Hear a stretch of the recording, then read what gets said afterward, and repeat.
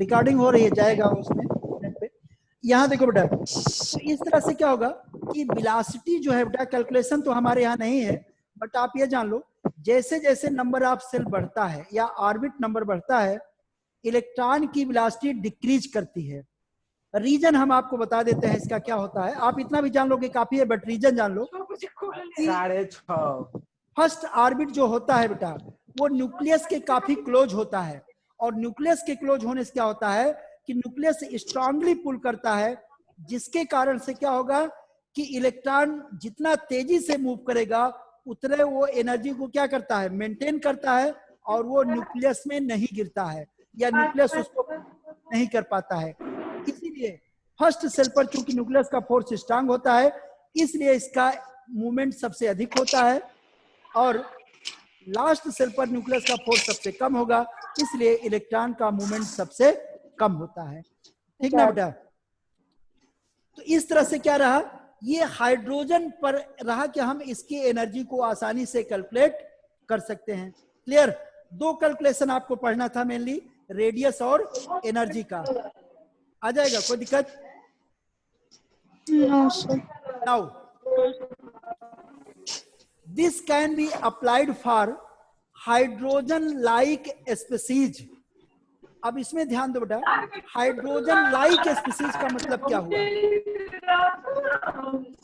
Hydrogen like species, hydrogen like species means ऐसे ion जिनमें 1 electron होता हो, हाइड्रोजन की तरह, जैसे hydrogen helium plus, lithium plus plus, beryllium 3+, इन सभी में क्या है, 1 इलेक्ट्रॉन है कि नहीं है? ध्यान दो बेटा, helium plus, lithium plus plus, beryllium 3+, इन तीनों में ही केवल एक ही इलेक्ट्रॉन होता है, जैसे हाइड्रोजन में है। लेकिन इसमें प्रॉब्लम क्या आती है, एटॉमिक नंबर इसका क्या हो जाएगा, 2, इसका 3 और इसका 4। तो एटॉमिक नंबर इनका बढ़ जाता है, जबकि हाइड्रोजन में एक ही इलेक्ट्रॉन है और इसका एटॉमिक नंबर भी 1 है। ठीक ना? तो it is also possible to calculate energy and radius of hydrogen like species। बेटा म्यूट कर लो, हेलो, जब घर पे बात करो तो म्यूट कर लो, हेलो, घर पे बात करते समय म्यूट कर लिया करो, उसके बाद कोई दिक्कत नहीं है, कोई पूछना हो तो आप ऑन कर लो। देखो बेटा, तो चूंकि हाइड्रोजन लाइक स्पीसीज है, इसमें भी एक ही इलेक्ट्रॉन है, इसमें भी हम वही फार्मूला अप्लाई कर सकते हैं, लेकिन चूंकि इसका एटॉमिक नंबर चेंज हो गया, प्रोटॉन चेंज हो गए, जेड चेंज हो गया, इसके कारण से जेड अफेक्ट करता है रेडियस और एनर्जी को। और वो कैसे करेगा? The radius of hydrogen like species is equal to r n, equal to क्या हो जाएगा, ए नॉट तो रहेगा, लेकिन यहां पर क्या हो जाएगा, एन स्क्वायर बाई क्या होगा, जेड। यानी जेड क्या है, एटॉमिक नंबर है। जो हाइड्रोजन में आपने फार्मूला अप्लाई किया था, उसमें क्या करोगे, जेड से डिवाइड कर दोगे, एटॉमिक नंबर से। अगर हीलियम होगा तो 2 से डिवाइड होगा, लिथियम होगा तो 3 से होगा, और बेरिलियम होगा तो 4 से डिवाइड कर दोगे, आपको रेडियस उसकी ऑब्टेंड हो जाएगी। क्लियर? अगर हम कंपेयर करें तो जैसे देखो, हाइड्रोजन का फर्स्ट सेल के रेडियस जो होगा, हाइड्रोजन का एटॉमिक नंबर 1 है तो P1 हो गया, और हीलियम में 2 होगा, तो इसका मतलब 2 से डिवाइड हो गया, तो हीलियम का रेडियस हाइड्रोजन से क्या होगा, बोलो, हाफ हो जाएगा। Very good, well done. यानी कुल मिला के क्या है, एटॉमिक नंबर से डिवाइड करते हो, इसका मतलब सीधा अगर हम कहें तो as the atomic number is increases, radius is decreases. Clear? समझा बेटा? यानी इसका मतलब क्या हुआ कि हाइड्रोजन का रेडियस सबसे लार्जर होगा और बेरिलियम का रेडियस सबसे स्मॉलर होगा। और इसका हम सीधा सा आंसर जानते हैं, क्यों? क्योंकि न्यूक्लियस का जितना प्रोटॉन बढ़ेगा या जितना एटॉमिक नंबर बढ़ेगा, न्यूक्लियस का फोर्स बढ़ेगा और रेडियस अपने आप क्या हो जाएगा, डिक्रीज कर जाता है। अब समझा बेटा? Yes sir. इसी तरह से एनर्जी बेटा क्या होगा, energy of hydrogen like species En equal to क्या हो जाएगा, minus RH then Z square by N square. यहां देखो बेटा Z के स्क्वायर से मल्टीप्लाई हो जा रहा है, ध्यान दो, एनर्जी बढ़ रही है जबकि रेडियस क्या हो रही थी, घट रही थी, घट है कि रही नहीं। थी। आपने Z के स्क्वायर से मल्टीप्लाई किया, यानी Z के स्क्वायर से मल्टीप्लाई करो, स्क्वायर टाइम्स बढ़ेगा, यानी एटॉमिक नंबर बढ़ने से एनर्जी इंक्रीज करती है क्योंकि न्यूक्लियस का फोर्स बढ़ गया है, और रेडियस जो है घट जाती है क्योंकि न्यूक्लियस का फोर्स बढ़ जाता है। क्लियर। ये आपका बोर्स एटॉमिक मॉडल होता है जिसको हम क्वालिटेटिव और क्वांटिटेटिव दोनों रूप से कर सकते हैं और आसानी से इसको स्टडी कर सकते हैं। कोई दिक्कत? Yes sir.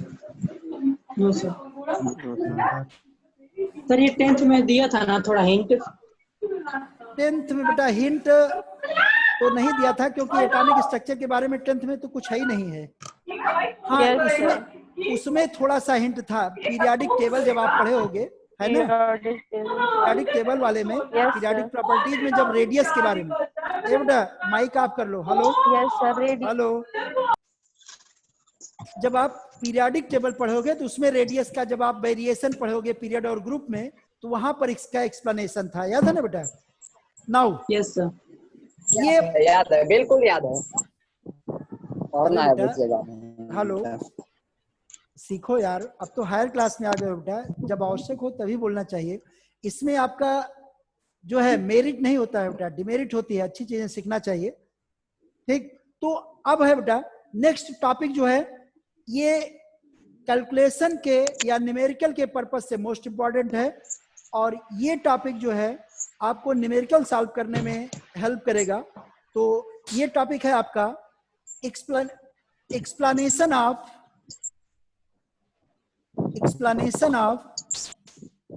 Line spectrum of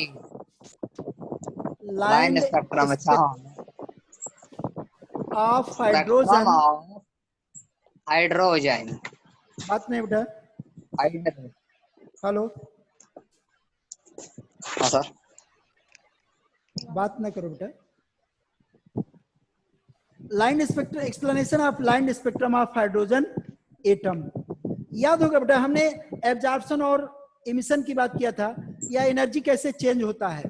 तो अगर किसी इलेक्ट्रॉन की जो है एनर्जी, इनिशियल एनर्जी EI हो और फाइनल एनर्जी क्या हो, EF हो, ओके, यानी इनिशियल स्टेट में एनर्जी इलेक्ट्रॉन की EI हो और फाइनल स्टेट में EF हो, तो डेल्टा E क्या हो जाएगा, E final minus E initial. कोई दिक्कत? यहां से E final minus E initial, और एनर्जी जो है ये फाइनल स्टेट है और ये इनिशियल स्टेट है।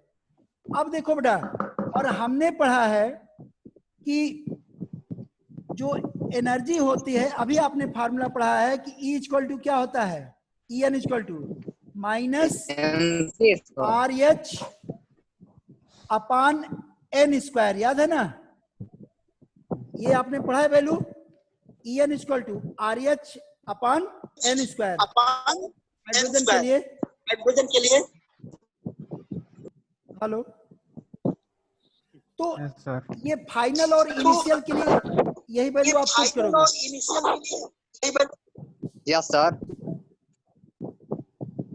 कौन है जी बोल रहा है, हेलो,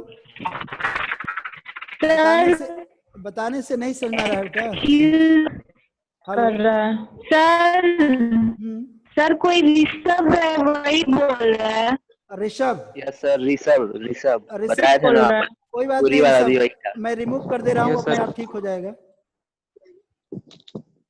ऋषभ बोल रहा है, ऋषभ है ना? Yes sir. Yes sir. Remove हो जाओ, ज्यादा ठीक है, नहीं पढ़ना है, समझाने कोई फर्क नहीं है। अब सीधा से जान लो, इसमें जिसका भी अगर अननेसेसरी आवाज आएगा सीधा रिमूव कर देंगे, अपने आप ठीक हो जाओगे, चाहे पढ़ो या ना पढ़ो। Yes, common topic. अब मैं वैसे ही देख रहा हूं, जिसका भी आएगा उस तरह रिमूव कर देना है, ठीक रहेंगे।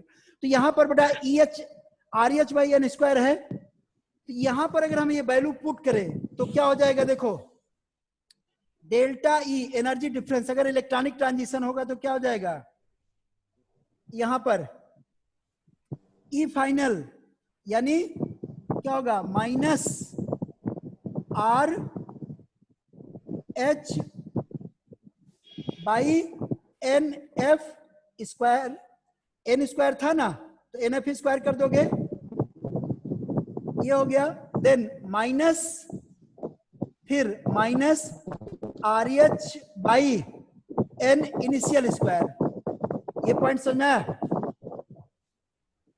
यहां से देखो बेटा, ये इधर जाएगा तो प्लस में हो जाएगा, इसके पहले del E equal to R H common ले लो, हो जाएगा, आर एच कॉमन ले लो, तो देन ब्रैकेट में क्या हो जाएगा, 1 by N initial square minus 1 upon n final square.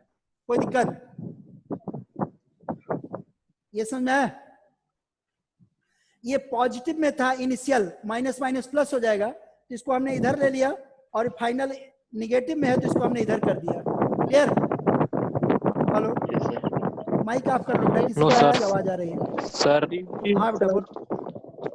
Sir नहीं सर, मैं सर सेकंड थर्ड लाइन देखो पे सर सर। एक बार और बता दीजिए। देखो बेटा, ये माइनस माइनस इधर प्लस हो जाएगा, yes sir.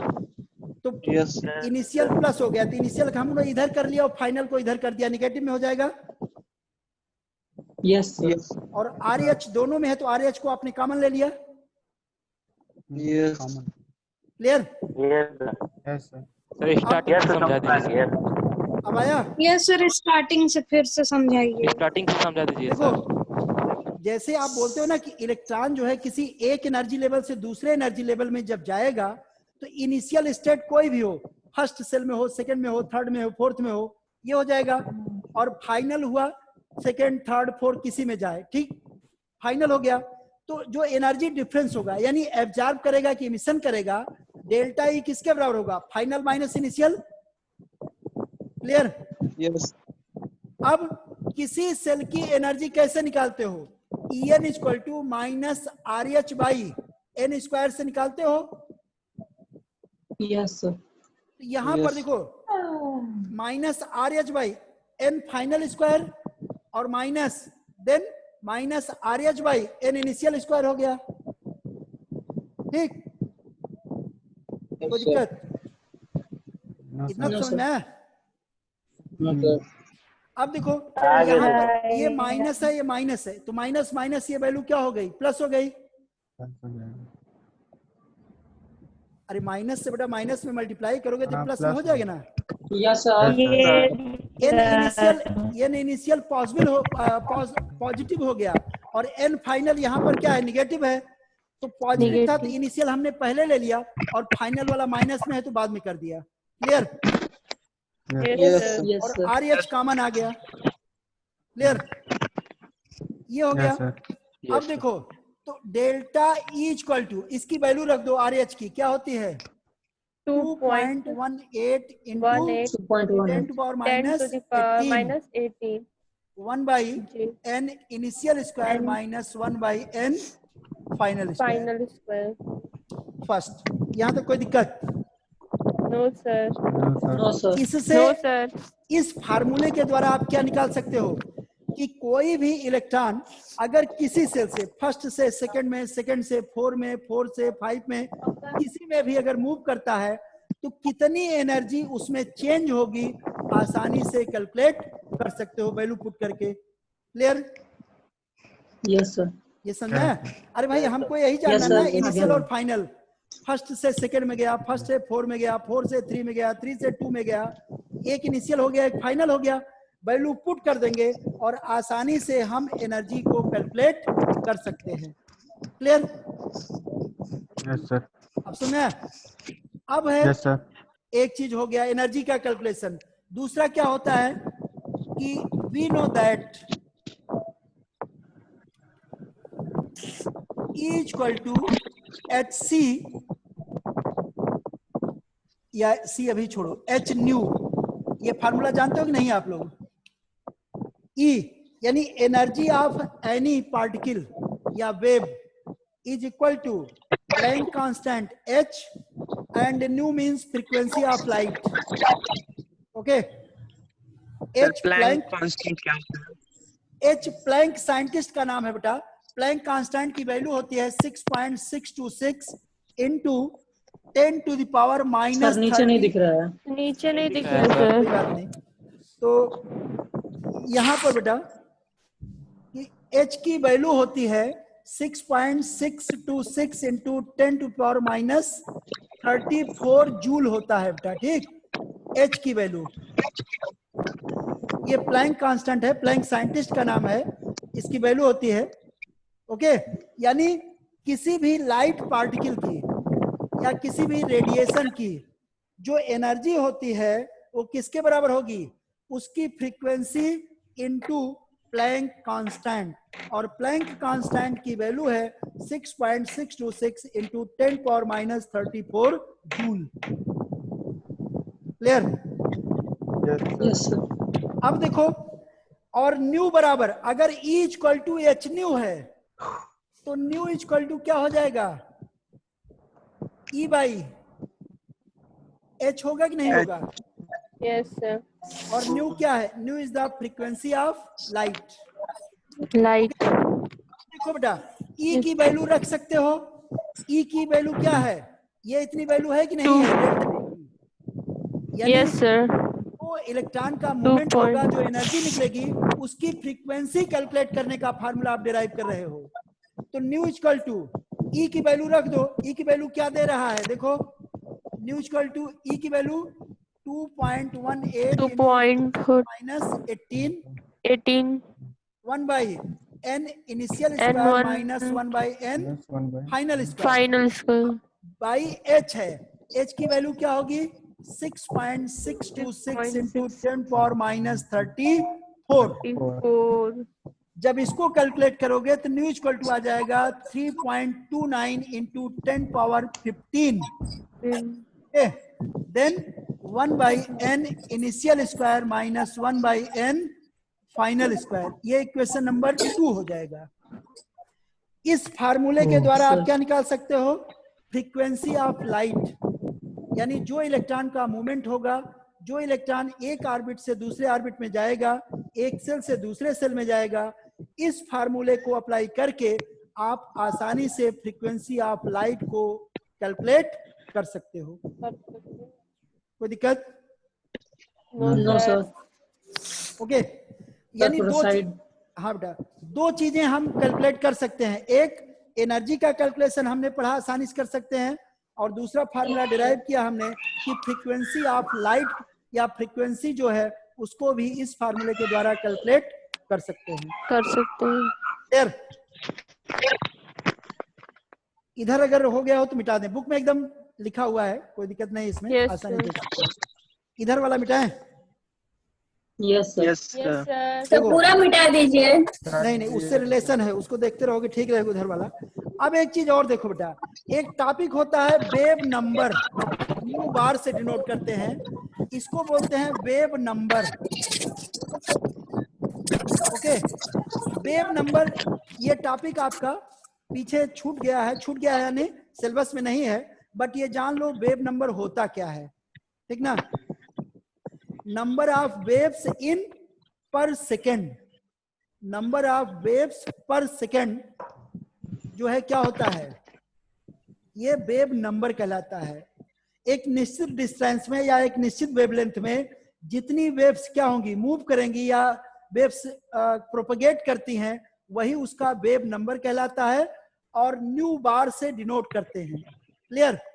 Wave number new बार होता है और न्यू बार इक्वल टू होता है C बाई V बाई, अरे सॉरी, न्यू बाई C होता है। ठीक, यानी frequency by velocity of light. New frequency होता है C, वेलोसिटी ऑफ लाइट होता है। अब देखो बेटा, न्यू की वैल्यू वहां पे है, रख सकते हो। तो वेव नंबर इक्वल टू क्या हो जाएगा, पहले उसकी वैल्यू रख दो 3.29 into 10 power 15, then 1/n initial square minus 1/n final square. अब c की वैल्यू पुट करो, c की वैल्यू क्या होती है 3 into 10 to the 3 power 10 for 8 8 metre per second. Clear, यानी 3 लाख किलोमीटर पर सेकेंड होता है velocity of light, 3 into 10 power 8 metre per second. इसको जब कैलकुलेट करोगे तो न्यू बार इक्वल टू हो जाएगा 10677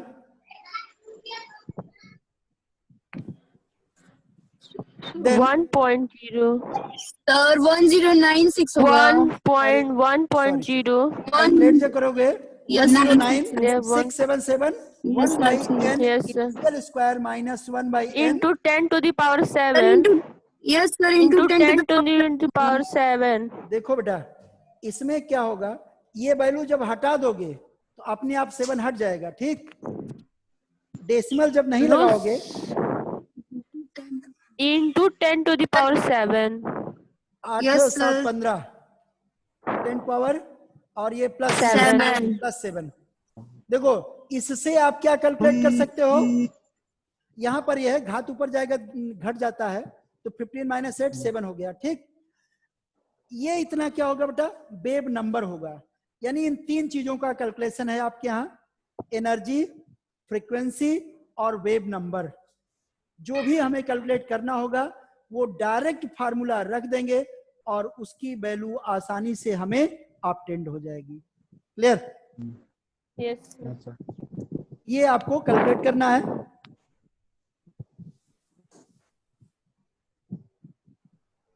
और चीजें आप पढ़े हो, जब इलेक्ट्रॉन हायर एनर्जी लेवल से लोअर में जाएगा तो एनर्जी को क्या करेगा, एब्जॉर्ब करेगा, Absorb करेगा। और जब लोअर से हायर में जाएगा तो एब्जॉर्ब करेगा। इसी Absorb को आप करेगा। यहां समझो, डेल्टा ई। देखो अगर लोअर से हायर में जाता है तो लोअर क्या है E1 मान लो है, E1 और E4 में अगर जाएगा तो फाइनल क्या हो गया 4 और इनिशियल E1, यानी क्या हो जाएगा E4 कि यहां से क्या होगा E4 से E1 में गया तो यहां पर क्या जाएगा कि इलेक्ट्रॉन लो E1 से अगर E4 में जा रहा है तो डेल E जो है क्या आएगा, फाइनल 4 हो गया और इनिशियल 1 हो गया, यही तो होगा। Yes, sir. तब यहां से E4 माइनस E1 हो जाएगा, लेकिन चूंकि यहां से वैल्यू क्या है, जब इसमें वैल्यू रखोगे फार्मूले में एनर्जी वाले तो E1 की वैल्यू लेस होती है और E4 की वैल्यू अधिक होती है, और चूंकि निगेटिव में है तो आंसर आपका क्या आएगा निगेटिव। निगेटिव में आंसर माने वो एब्जॉर्ब करेगा। Okay, Yes, sir. जब या ऐसा आप कह सकते हो कि जब लोअर से हायर में गया तो वहां डेल्टा ई वैल्यू क्या होगी, एब्जॉर्ब करेगा, Minus में माइनस में आ जाएगी, और अगर हायर से लोअर में आएगा तो पॉजिटिव में होगी, यानी वो इमिट करेगा, निकालता है।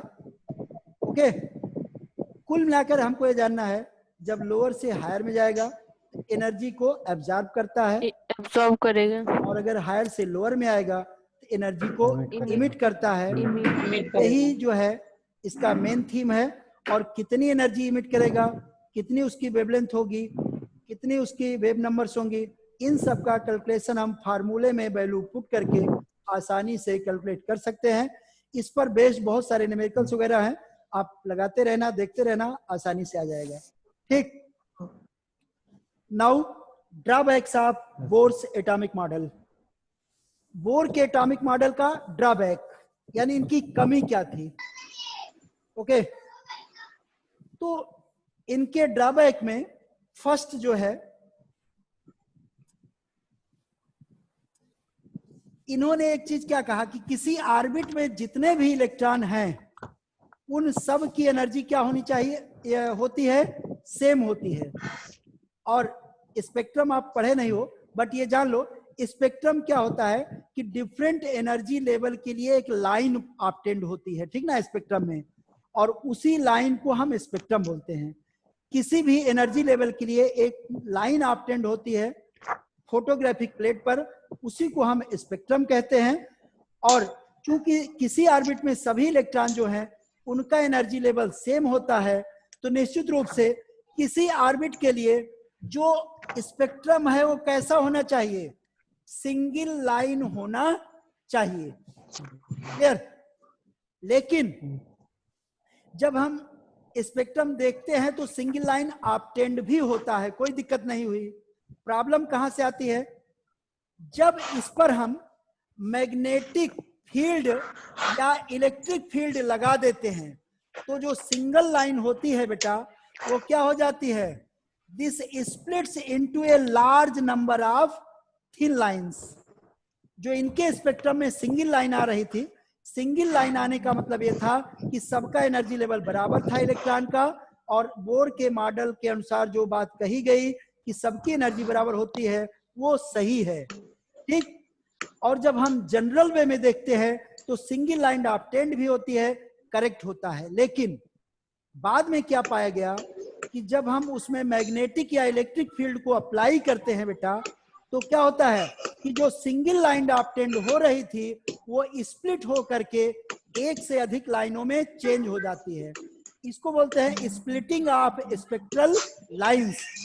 और मैग्नेटिक इफेक्ट के द्वारा लाइन का स्प्लिट होना क्या कहलाता है, जीमान इफेक्ट, ओके। और इलेक्ट्रिक फील्ड के द्वारा स्प्लिट होना Stark effect. This Zeeman as well as Stark effect was not explained by the Bohr, or you can say Bohr was unable to explain the splitting of spectral lines by magnetic field, that is Zeeman effect, and electric field, that is Stark effect. Bore अपने model द्वारा Zeeman effect या Stark effect को explain नहीं कर सके, यानी वो ये एक्सप्लेन नहीं कर सके कि क्यों स्पेक्ट्रल लाइन जो है वो क्या करती हैं, स्प्लिट कर जाती हैं। ये बोर का ड्रॉबैक था। क्लियर? यानी बोर की स्पेक्ट्रल लाइन मैग्नेटिक और इलेक्ट्रिक फील्ड के प्रेजेंस में स्प्लिट कर जाती थी। मैग्नेटिक फील्ड वाला डिस्कवरी जीमान ने किया था और इलेक्ट्रिक फील्ड की डिस्कवरी स्टार्क ने किया था, इसीलिए इसको जीमान और स्टार्क इफेक्ट कहते हैं। क्लियर?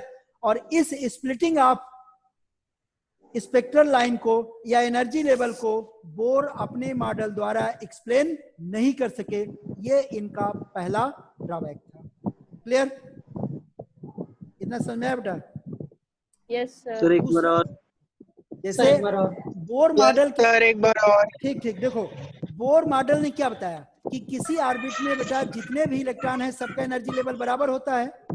अगर सबका बराबर होता है तो केवल स्पेक्ट्रल लाइन एक ही मिलना चाहिए, और मिलता भी है। लेकिन जब हम मैग्नेटिक या इलेक्ट्रिक फील्ड लगा देते हैं तो ये स्पेक्ट्रल लाइन क्या हो जाती हैं, स्प्लिट कर जाती हैं, यानी जो सिंगल लाइन थी वो कई लाइन में बदल जाती है। क्लियर? और मैग्नेटिक फील्ड के द्वारा स्प्लिट होने को जीमान इफेक्ट बोलते हैं, और क्योंकि जीमान ने डिस्कवरी किया था, और इलेक्ट्रिक फील्ड के द्वारा स्प्लिट होने को स्टार्क इफेक्ट कहते हैं, क्योंकि स्टार्क ने डिस्कवरी किया था। और इस स्प्लिटिंग का मतलब यह हुआ कि सभी इलेक्ट्रॉन का एनर्जी लेवल बराबर नहीं होता है, ठीक ना। और इस चीज को बोर अपने मॉडल द्वारा एक्सप्लेन नहीं कर सके।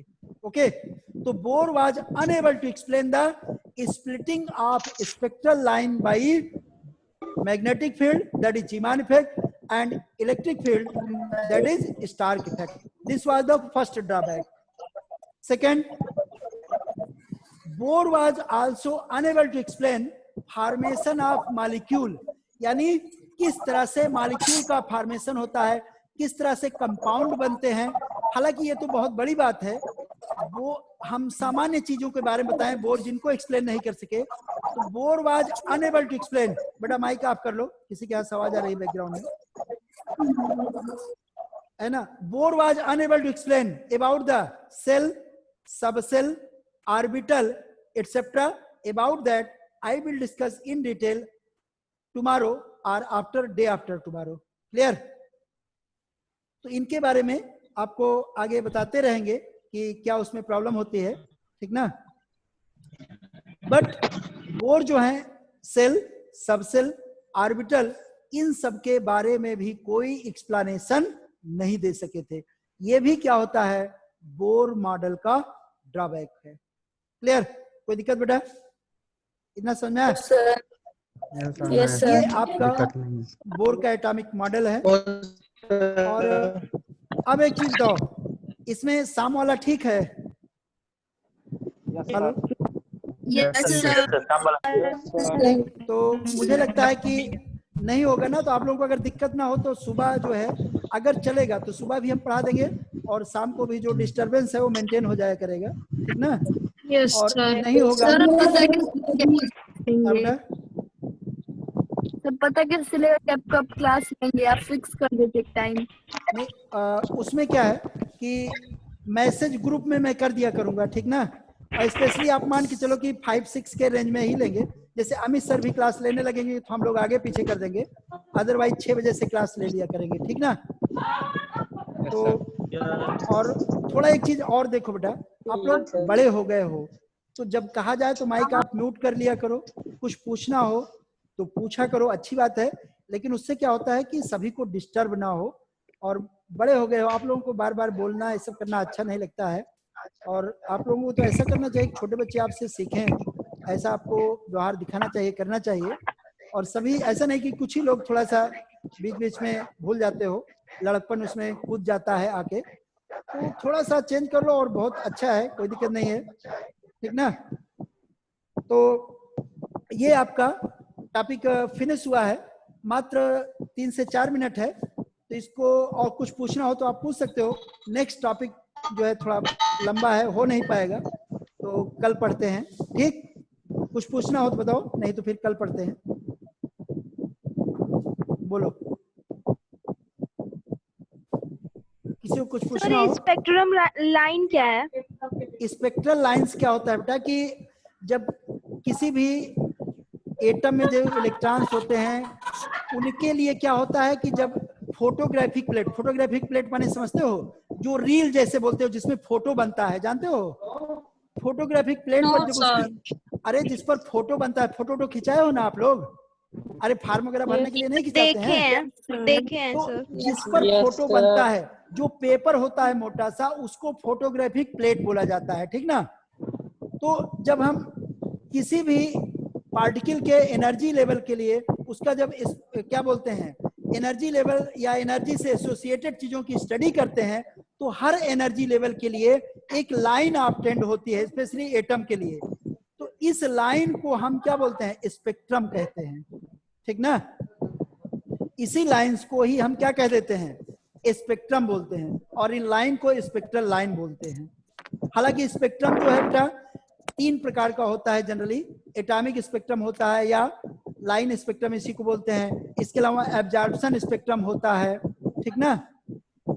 इमिशन स्पेक्ट्रम होता है, एटॉमिक स्पेक्ट्रम होते हैं. तो स्पेक्ट्रम अलग अलग टाइप होते हैं. कंटिन्यूअस स्पेक्ट्रम एक होता है, यानी मेन 3 होते हैं, कंटिन्यूअस स्पेक्ट्रम, एब्जॉर्प्शन स्पेक्ट्रम और इमिशन स्पेक्ट्रम. एटॉमिक स्पेक्ट्रम दोनों का मतलब एक ही होता है.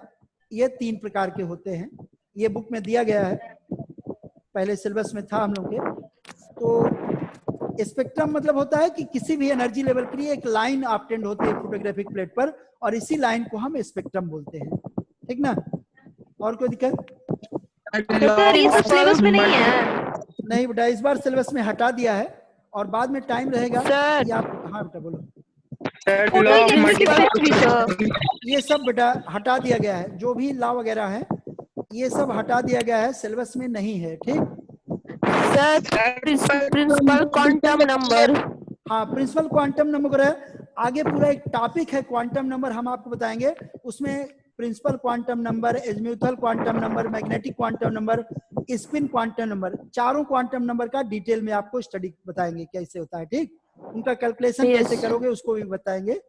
बस इसके बाद जो है थोड़ा कुछ टॉपिक और है, उसके बाद वो क्वांटम नंबर वाला ही टॉपिक आएगा। ठीक, sir angular momentum. Angular momentum तो ये तो पढ़ो, the product of inertia and angular velocity of object is known as angular momentum. That is I और ओमेगा। आई जो है मोमेंट ऑफ इनर्शिया होता है और ओमेगा जो है एंगुलर वेलोसिटी होती है। इन दोनों का प्रोडक्ट एंगुलर मोमेंटम कहलाता है और एंगुलर मोमेंटम को जे से डिनोट करते हैं, इसीलिए J equal to I omega होता है formula. A question from the first chapter, multiple proportions. हाँ, तो आई हैव ऑलरेडी एक्सप्लेन कि all the rules has been removed, that is law of constant composition, law of equivalent proportion, law of multiple proportion, law of yes, At that time. yes, I was not at that time. sorry again, Deleted from syllabus. उस वक्त मैं नहीं था. that part is already deleted from your syllabus. Deleted. You can see the new syllabus, or if you have not downloaded, I will send you again the syllabus of class 11th chemistry in your group. Okay, again you can see there. So these topics like scientific notation and significant figure, law of multiple law of chemical combination, Dalton's atomic theory, all these parts has been deleted from your syllabus. Okay, sir angular momentum को के जे से क्यों denote करते हैं? अरे बेटा वो symbol लिया गया है, फिजिक्स में आप डिटेल पढ़ोगे और सब क्या होता है, ठीक ना। यस उसका होगा अगर कोई रीजन तो कोई दिक्कत नहीं, बट फिजिक्स का टॉपिक है, उतना मुझे उसके बारे में नहीं है। फिजिक्स में पूछोगे सर बताएंगे क्यों किया ओके है। सर। ठीक, तो ठीक है Yes, बेटा, sir. कल आगे पढ़ते हैं, 2 मिनट और है, ठीक ना। यस मीटिंग को एंड करते हैं। सर ठीक है बेटा, जैसे होगा कल आपको बताएंगे। ठीक, हाँ बेटा Yes, कुछ कह रहे थे। सर हाँ Yes. बेटा बोलो। सर सर जो डिलीटेड सिलेबस है सर, वो सर, कंपटीशन लेवल में आएगा ना question- सर उसमें से क्वेश्चन? देखो कंपटीशन Competitions लेवल में में तो आएंगे ना सर पूरा competition- सिलेबस. सुनो, कंपटीशन लेवल में बेटा इस बार जो है कंपटीशन में जो भी टॉपिक डिलेटेड है वो डिलीट किए गए हैं, लेकिन नेक्स्ट जो टाइम होगा, जैसे मान लो अगले बार जो होंगे एग्जाम आगे उनमें चल के- आएगा, आगे चल के सिलेबस इंक्लूड होगा। अब दूसरा आपके लिए सिर्फ इतना है कि आप पढ़ते रहो, जो टॉपिक डिलेटेड हैं उनके बारे में आप क्वेश्चन कर सकते हो, पूछ सकते हो, आपको बताते रहेंगे। या जैसे अगर ठीक ठाक रहा, अगर स्कूल खुलता है आप आएंगे आप लोग, तो आप पूछिएगा, आपको अलग से भी जब छुट्टी भी रहेगा या पीरियड ऑफ रहेगा तब भी आप पूछ सकते हो, आपको बताते रहेंगे। या अभी आप बाई फोन आप बीच बीच में पूछते रहो, कोई दिक्कत नहीं। व्हाट्सएप पे भी अपनी क्वेश्चन पूछ सकते हो, जो भी आपकी प्रॉब्लम होगी वो सॉल्व करेंगे। ठीक, यस ठीक बेटा, thank you. Sir, thank you.